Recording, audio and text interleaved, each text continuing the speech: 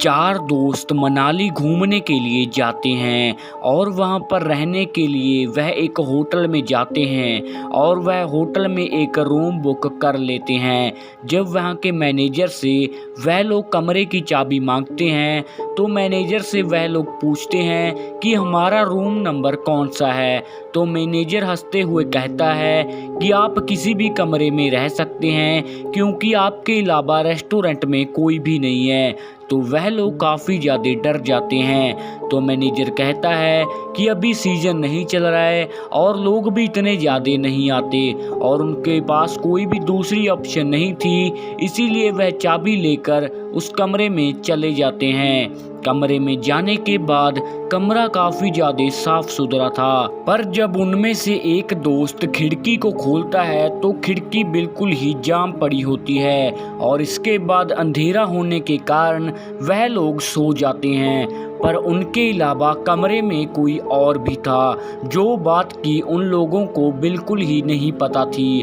और इसके बाद सुबह हो जाती है। इसके बाद वह लोग एक कैब बुक कर लेते हैं और वह कैब आ जाती है। तो वह लोग सोचते हैं कि हमने तो दूसरी गाड़ी बुक की थी, ये गाड़ी कहाँ से आ गई।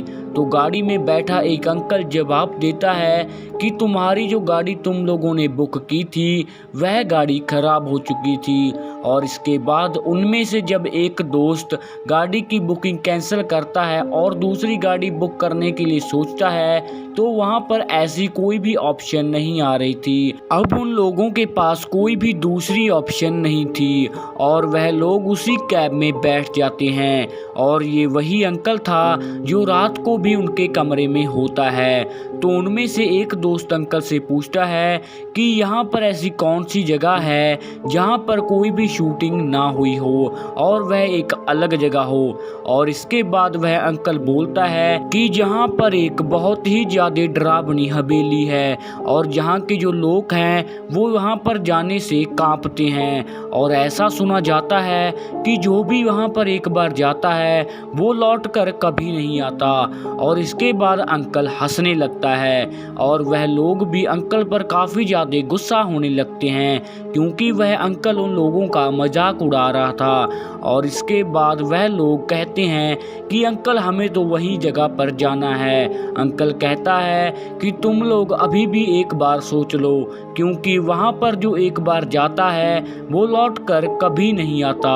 और इसके बाद वह अंकल उन लोगों को उसी लोकेशन पर ले जाता है और वह अंकल अपनी कैब को वहीं पर बाहर खड़ा कर देते हैं और वह चारों दोस्त उस हवेली को देखने लगते हैं। और वह चारों दोस्त हवेली को बहुत ही ज़्यादा बारीकी से देख रहे थे।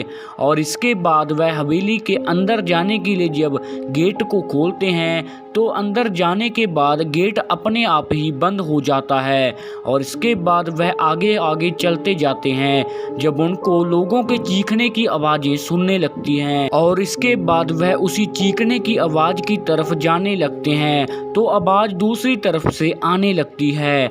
और इसके बाद वहाँ पर तेज हवा चलने लगती है और बाहर लगा बरगद का पेड़ भी हिलने लगता है।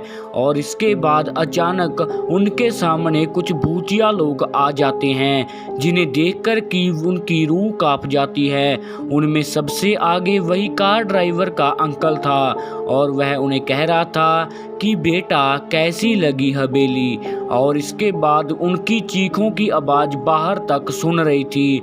और कुछ ही देर बाद उनमें से एक दोस्त को होश आता है और वह अपने बाकी दोस्तों को भी उठाता है। उन्हें बाहर जाने का दरवाज़ा नहीं मिल रहा था और जैसे तैसे वह लोग बाहर जाने का दरवाज़ा ढूंढ लेते हैं। और इसके बाद वह हवेली से बाहर निकलकर अपनी कैब की तरफ भागते हैं तो वहाँ पर कोई भी कैब नहीं थी और उनका सामान भी लवारिसों की तरह फेंका पड़ा था। और इसके बाद वह लोगों को रोक रहे थे पर उन्हें कोई नहीं देख पा रहा था और कोई भी नहीं रुक रहा था। और इसके बाद उनमें से एक दोस्त की नज़र एक अखबार की तरफ जाती है जिसमें कि लिखा हुआ था मनाली घूमने आए 4 लोगों की लाश मिली भूतिया हवेली में।